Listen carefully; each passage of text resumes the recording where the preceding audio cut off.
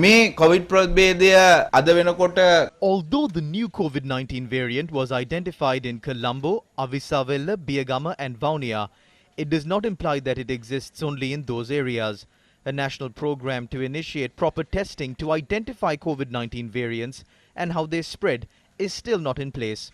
If such a national program is to be carried out, you would expect a 200-year-old medical research institute to have at least a genetic sequencing analyzer. When England first discovered the spread of this variant in their country, they placed England under lockdown. In the end, if the spread of this variant goes out of control, do not say that it was the lack of discipline of the general public or the loopholes in the health sector that caused the crisis. සෞඛ්‍ය කාර්ය මණ්ඩලයේ ගැටලුවක් නිසා කියලා තව මාසයකින් කියන්න සූදානම් වෙන්න එපා.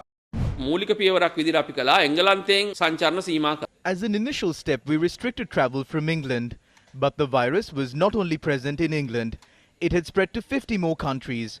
So there is suspicion that this virus had spread within the community from those who arrived in the country from overseas.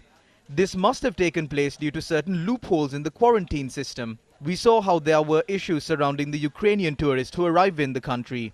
It was also reported that a cricketer from England tested positive for the new variant of the virus. But we don't for certain know how the new variant entered the country. This is heavily spreading in Kurunegala. We saw how it was spreading in Kegol at one point. Several areas in Kandy too have fallen prey to the virus. So isn't this new variant already present in these areas? Are we not going to impose travel restrictions in these areas where this new variant is already present? If we fail to closely analyze the current situation, there may be a major impact in the future. නෙමෙයි මේ හෙලිදරව් වෙන තොරතුරු වලින් අපිට පේන්නේ.